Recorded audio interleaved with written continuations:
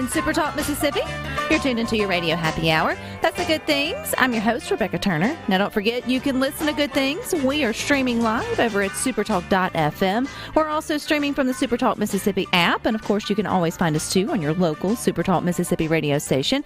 And you can watch Good Things. We are on your computer or your mobile device. Just head on over to SuperTalk TV. Now, fair warning, you're going to need to buckle up for today because it's going to be a tough topic, but it has the opportunity to do a lot of good things. I truly believe that.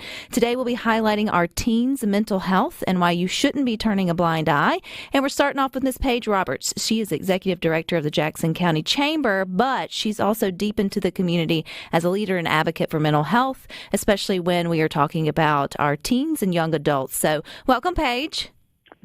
Thank you. Thank you, Rebecca. It's so nice to be here with you and all of the listeners. We also have Miss Emma Benoit, who is a survivor, along with us. But, Paige, you're the one who met Emma. So I wanted you to sort of set the stage as being here in Mississippi, what you see out there in terms of teens' health and what prompted you to sort of get Emma, around the state sharing her story. Sure. We had an issue, as all communities really are across the country, where we've been noticing mental health challenges and really alarming numbers around mental health, especially with our young people, teenagers, and young adults. And we had some suicides, sadly, here in Jackson County in the past 18 months. 2 8th graders and an 11th grader. And we decided to partner with Singing River Health System in trying to find not really solutions, because that's probably too strong of a term, but some ways that might be able to help with this topic and with this challenge in our community. Someone at the Singing River Health team had heard of Emma Benoit and her story in Louisiana, where she had tried to kill herself and blessedly was not successful, and how she has dedicated her life to awareness and education about the feelings that lead to a desperate act like that, and what are some ways that we can help each other and help ourselves have better mental health. So Singing River Health System hosted an event this past summer where I facilitated, and that is where I first came to know Emma. And since then, our workforce and education committee at the Chamber has also hosted her and had a group called the Hope Squad, which Emma will talk about in a little bit, I'm sure. But we are working on having them become a part of our community through our school system. We're just thrilled that all of our stakeholders throughout Jackson County and even along the Gulf Coast are coming together around a topic that affects everyone everywhere. And that, of course, for the Chamber of Commerce includes our businesses, because the employees are the families of these young people who are suffering. Well, anytime you hear of someone losing their life to suicide, Paige, it hits tough. But when it's an 8th grader or someone still in high school or even a young college adult, it stings a little harder, because we feel like as a community, as parents, as caregivers, as grandparents, as aunts and uncles, and all the things that, we should see the red flags more. We should be taking care, or we should be raising them or nurturing them in a culture where they don't feel like that. Those are adult problems, right? You should wait to have the weight of that kind of world when you get a little bit older. You shouldn't have to be wrestling with that when you're in junior high or sort of high school, but the truth is that they are.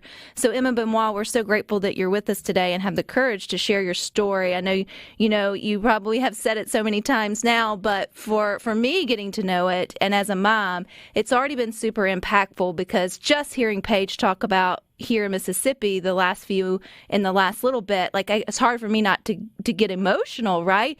So for you to be out there and raising awareness, I just want to say first, thank you so much. But, you hear that, and you, as someone who has experienced it, you know that they are suffering. Our kids are going through something right now. You lived it, correct? Yes, ma'am. So what was this? So how do you start with your story? Because I'll admit, Emma, it's a tough one to sort of walk through or to sort of open up and share. So how do you go about helping others connect with your story? So I had the privilege of creating a documentary film called My Ascension, and it really chronicles the journey after my suicide attempt, as well as it highlights several other journeys of other young people in communities, all similar, who struggle with their mental health. And really the main topic of the documentary is not only highlighting the real reality of suicide, but really like Paige said, solution is a bit of a overarching term, but really just the ways that communities can come together to really address this issue. And so what the film does is it really just candidly highlights my journey, my struggles as a youth. I began struggling with anxiety and depression as early as elementary school, and it just bled into middle and high school. And the real issue that I'm seeing and that I'm experiencing, and that really was my perspective as a youth, is that there is such a stigma, there is such a shame around expressing these emotions and these experiences that our youth are just having in every day. And it's unfortunate that our reality is just kind of evolving and we are living in the future, right? So naturally challenges are going to be different than they were, when our parents were growing up and our grandparents. So it's really all about just alerting the communities of these newer issues and ways to prevent these issues and ways to help these issues in regards to our youth who are struggling with their mental health. And so that's kind of the way that I share my story. I do share it candidly, openly in, settings where I'm just chatting with youth and chatting with adults. But I do utilize the documentary film as kind of a vehicle to really get this message mainly into the schools, because that's where, many students are, many youth are in schools. So it's truly been humbling. And I can only speak good things about the journey for me in coming out of a suicide attempt and getting to use my pain and turning it into some sort of purpose to help others. One of the young girls that's in one of the videos on your website, Emma, said something that I was like, oh gosh, again, speaking from it from like a parent's perspective. Yes, I went through high school, but I can completely recognize that maybe high school looks a little different for my girls than it did for me way back when. Although I know some pressures are the same, but some things are just totally different. We have to have at least enough courage to admit that as caregivers and parents and grandparents now. And one thing was the young girl said that when teens speak up, they're often met with, you're being dramatic, you're overreacting, just buckle up, buttercup, or suck it up, buttercup, or however she sort of termed it. And I thought, oh gosh, because for many parents of like my generation, I'm 40, so, and then older, that's how we were raised. I mean, to some extent. And so, it's, to me, I took that as one step for parents to not, I guess, push under the rug some of those red flags, or at least, so how do you help a parent sort of understand drama, real drama, being dramatic? Because, I mean, again, you're 14, 15, 16, you can be. And then also legit, like, red flags. Yeah, so I think it all kind of stems from our perception, right? So our youth these days are bombarded with social pressures. Social media is a huge factor in that aspect of social pressures and feeling the need to keep up with your peers. And so I think it's always about reminding yourself of that perspective and that new thing in society of social media and just the generalized pressures that are being applied to our youth. I mean, if you think about the schooling and how it works, I mean, kids now are being pressured to graduate high school, with the associates during college. So it's all about really understanding the new perspectives that are our reality. And then furthermore, I think it's all about just understanding that when our youth are going through any kind of crisis, mentally or emotionally, it is very real for them. And we have to also remind ourselves that they are still youth. Their brains are underdeveloped. They need the help. They need the guidance from mom, from dad, from grandma to help them emotionally regulate. Because what's happening is our youth are falling into situations where they're not resilient. They feel like they feel like they have to just give up. They feel like there's no hope. And what that's coming from is from generations of being told, suck it up. It only gets worse as you get older. And so we really just have to get around those old patterns of understanding how to teach resilience to our youth and start looking into more emotional regulation, teaching our youth by example, showing them, hey, when this happens, here's how we respond. Here's how we cope in a healthy, positive way. That's only going to help your emotional and mental development as you This get is older. good stuff, Emma. We're going to take a quick break. We're coming back with Emma Benoit. Welcome back to Good Things. Don't forget you can watch us. We are on your computer or mobile device. Just head on over to SuperTalk TV. Again, we are covering a tough topic today, but I think it's truly a good thing to highlight our team's mental health and why we shouldn't be turning a blind eye. We've got lots of questions, at least as a parent. I'm listening to your story, Emma Benoit, as just a mom with an open heart who's just desperate to maybe do things differently, not only for my girls, but then also for my kids' friends, right? And for the community that I love. We also have Paige Roberts, who is with Jackson County Chamber, who reminded us that, your community has been shook to the core here in the last year or so when it comes to teens taking their own life. And we want to stop that, even if we can slow it down or bring more awareness to it. I just think that that's a really good thing. Emma, you were sharing before the break talking about one thing we could do better at is helping our youth and our young adults to better regulate their sort of emotions. How do you help people put that next into action or send resources to that when they are going through? Because I got a tween, she's 11, so she's headed into that, next phase. And I'm like, give me all the tools, Emma. Go ahead and tell me all the the emotion regulations needed at the Turner house. Yeah, so actually there is a ton of resources on Instagram. I follow several accounts that are very helpful in terms of teaching parents healthy communication techniques and tools. So I don't have any off the top of my head right now, but if you are searching, just type in the hashtag teen emotional regulation or teen coping skills or parenting resilience or anything like that, and I promise you're going to be flooded with accounts of people that post content that work with teens day in and day out, that know the proper tips and techniques to help parents navigate some more difficult conversations with their teenagers. And I think ultimately it just stems from being able to recognize where your teen is at emotionally. So if your kid is someone who generally struggles with social settings, just being aware that, hey, if they have something coming up, to just check in more and just really open up that door for that dialogue, because too many times teens feel that they are burdening their parents when in reality their parents just aren't aware of the things that the teens want to talk about. So I think it's all about just putting those conversations on the table before your teen even gets to that point of comfortability to really make that a comfortable environment for them to open up. One thing I also heard, Emma, while looking at your website, which I think is done beautifully and it has great videos and resources for parents and caregivers, was one, I think it was a doctor or someone mentioning that we have this stigma around it, or at least parents and caregivers. We don't want to talk about suicide because we feel like we're going to open the door for them to do it, right? It's kind of like with sex and drugs and everything else. But they said that they're already texting their friends or have group chats or searching social media saying, I'm about to break. I can't handle it anymore. It's the parents who have their sort of their heads in the sand. So what do you say to parents who are just terrified of even having the conversation to get over those fears and to have the conversation? I would say, look, and I totally understand that fear and that reservation. I really do, because I come from a home with a very loving, devoted mother and father, and I totally understood their fears and reservations behind having those more difficult conversations. But what I will say is avoiding uncomfortable conversations to, in other words, keep the peace, isn't really the goal of a relationship. Love is. And when we love someone, we have to have the hard conversations in service of that love. And so I think it's all about leading with love and understanding that, hey, look, my child is my child, but they're also a developing adult. They're also a developing human being. So we've got to step out of those uncomfortable situations, as uncomfortable as they are, and sort of become comfortable in them. I'm sitting here thinking, Emma, I mean, the uncomfortable situations that most parents think they're going to find themselves in is obviously, when kids start going off, you don't want adults, touching places, and you have those like tough conversations with your kids because you want them to know that they can come to you.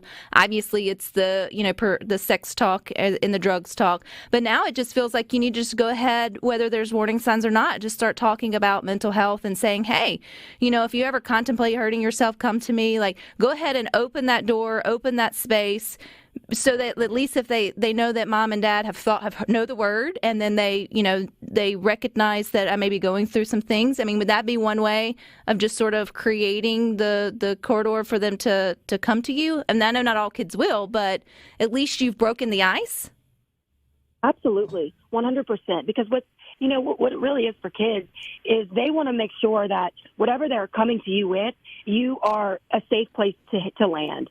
So I think it's so important to, as a parent, go to your kids, approach them and say, hey, look, I know that life is challenging for a teenager. I can only imagine how challenging it is for you nowadays.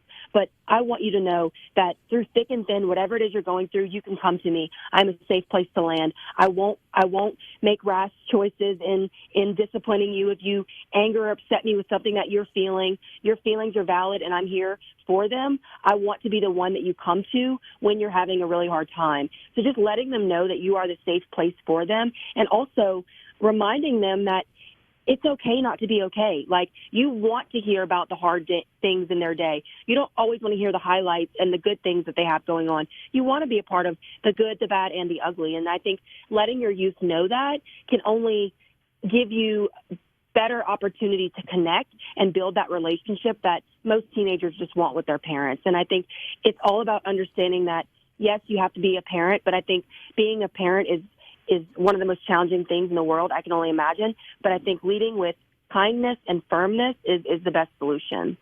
Emma, you've been super candid about surviving your suicide attempt back in 2017. And through, again, the videos, I keep going back to that, but it's such a good resource for people who may be more interested in your story, is you and other youth in your videos talk about they don't feel like they have a place or they don't feel like they have a purpose. And I thought, gosh, I mean, I don't know if I was thinking about that at 13. I mean, I mean, those are things I struggle with, after college or, in my professional career in terms of having a purpose, but sort of help us understand from your perspective as a youth there as a senior in high school, what does that mean, like in terms of a purpose or how to place in life? So really, I think it's more or less not a purpose, but more of a direction. I think our youth today are really bombarded with, because of the internet and the access of information that is just so tangible to kids nowadays by the fingertips.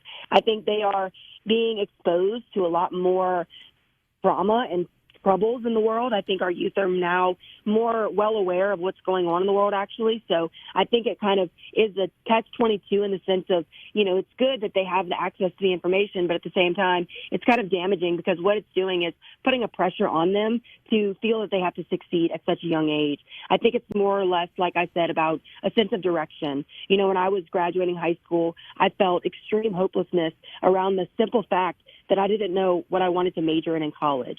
So it really stems down to that very trivial of an issue. But like I said, for a youth, it's everything. It is the end of their world. So I think it is really just understanding and recognizing that when our youth are expressing these kinds of challenges and concerns, it's all about reminding them that even some adults don't know what their purpose is. It's okay to not know. That is a part of the journey of life, is going through and trying things and failing and learning from those failures. I think it's all about really equipping your youth with the knowledge and understanding that sometimes it's okay to feel lost. Sometimes it's okay to not have a direction, because you're going to go through moments in life where you don't know what you're going to do, and that's okay. That's the inevitable reality of life. So I think it's just understanding all of those factors when you're addressing the struggles that youth are having in terms of feeling lack of purpose and lack of direction. I think it's really just nurturing the things that make them feel confident and good about themselves and encouraging them to lean into those things when they express these concerns. I can't imagine what it was like for you and your family, Emma, as you went through your journey. Obviously, 2017, 2018, even to now has all looked different. But how have you been able to sort of find the bright light or the purpose in literally your darkest moments? So for me, it's been a matter of shifting my perspective entirely. You know, when I was struggling, I was looking through a straw, and it was just that black and white tunnel vision kind of lens on the world and lens on my life's challenges and my potential and my relationships. But now I've just kind of widened that perspective. And now I just kind of try when I'm struggling to always revert back to big picture things. So I tell myself, is this going to matter in 5 minutes or is it going to matter in 5 years? And I just kind of weigh out my challenges and life struggles because naturally we are human beings and emotions are inevitable. So when we're faced with challenges, emotions will arise, but it's all about calming the emotions in that storm and always reminding yourself to be consistent in gratitude, because where there is gratitude, you really can fight through a lot of the struggles that you're facing. So I think it's just a matter of constantly reminding myself of that. And I tell everyone I am not a perfect human being. I'm still very much living life, and life is challenging. So mental health for me is a daily effort that I have to apply. Well, I know you're also helping others with your Hope Squad. So Emma Benoit, stick with us, as well as Paige Roberts. We'll round back to you coming up next station. If you're just tuning in with us, it's been a whirlwind of a day. We're getting to know Miss Emma Benoit. She survived a suicide attempt in 2017, the summer before her senior year. And yeah, that's a tough topic, but man, she has completely used her life as a platform and her story as part of her purpose and mission to spread the awareness about teen mental health.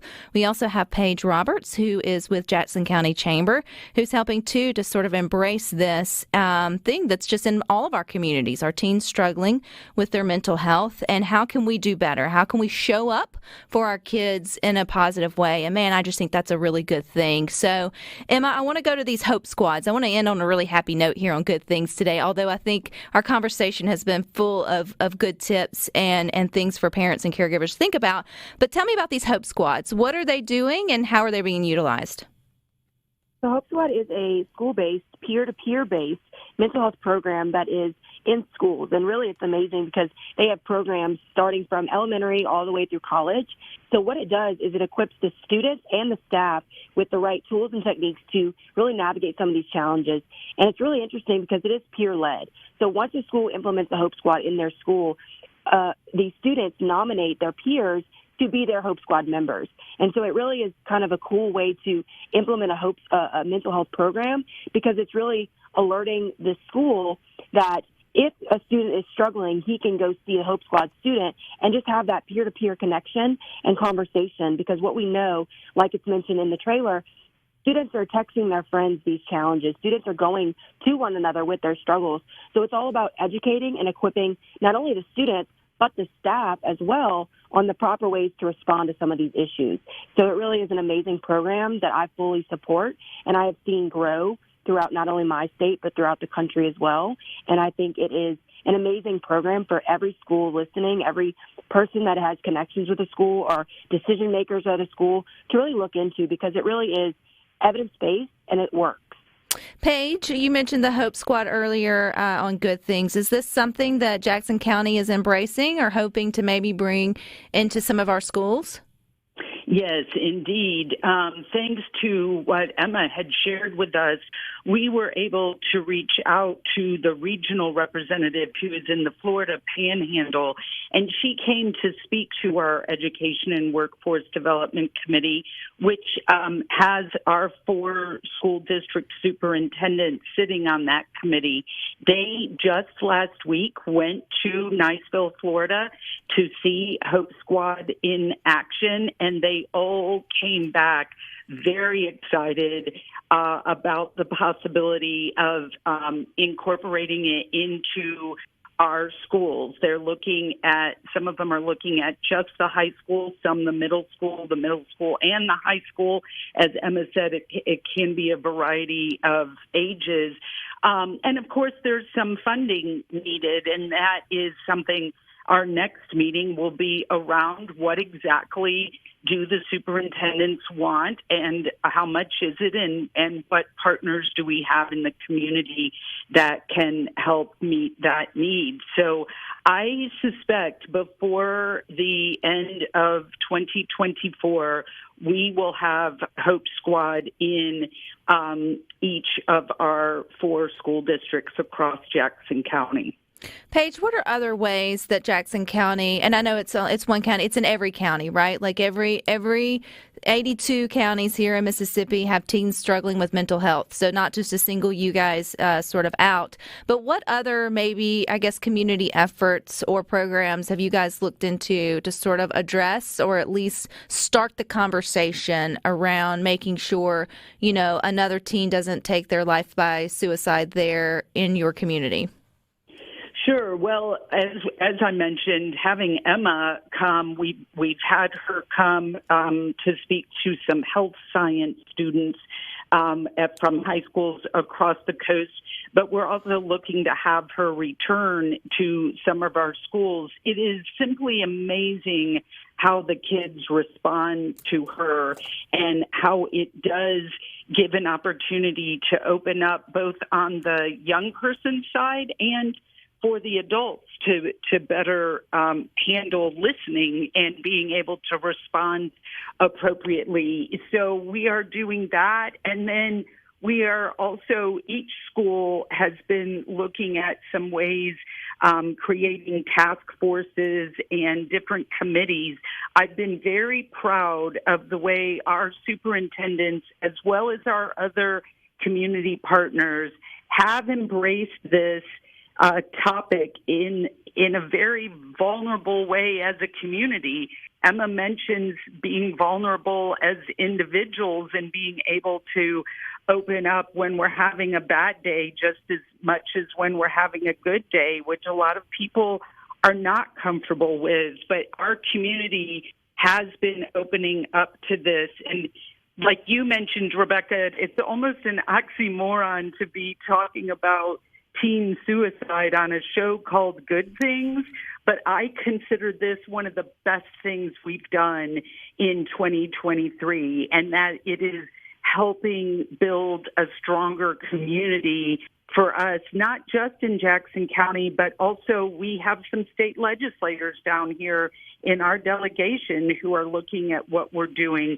It's just so important to be honest about what's going on, and the parents of the 3 young people have all come forward with so much bravery and courage to openly discuss on the local media stations and through social media platforms what happened in their families so that it might never happen to another family. And suicide prevention is one of those things that you don't have a tally mark on the wall that says, 1, 2, 3, 4, 5 lives saved, right? Like, so it's kind of hard to know if you're doing good, and because those are private conversations that happen within the home. But Emma, I say that anytime we can go a year or 2 years and we lessen those numbers and more kids are talking and Hope Squads are growing, and you just feel like less stigma is around just the conversation itself, that's a huge predictor that we're doing some good. Would you agree? Absolutely, 100%. I think it really does stem from that stigma in society. And I think, like you said, we'll never know how many lives we're impacting and saving, but we will know and be able to see the very tangible changes in our communities and in our homes. So I think it's all about really equipping and evolving as a society as we grow in better understanding of how to really address conversations around mental health and even suicide. So from my perspective, the lens that I have on it is a great one. I think we have a lot of work to do, but I think we are making progress in terms of education and destigmatization of this conversation.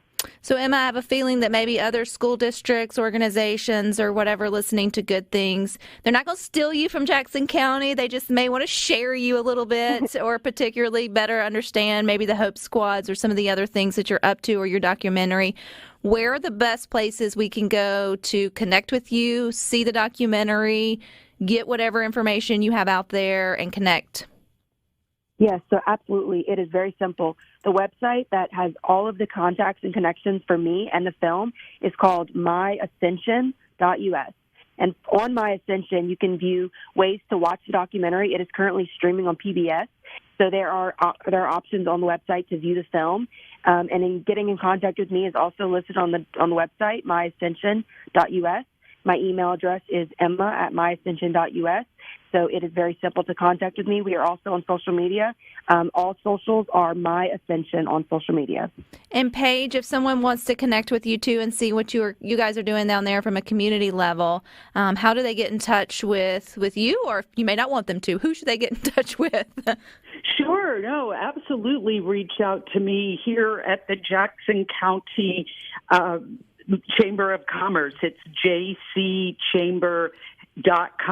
And we love to share best practices of what's going on here because you're right, Rebecca, this is not a problem unique to Jackson County or really even just Mississippi. This is a nationwide crisis we're experiencing, but we are approaching it and really attacking it with great hope and enthusiasm because of people like Emma and the Hope Squad.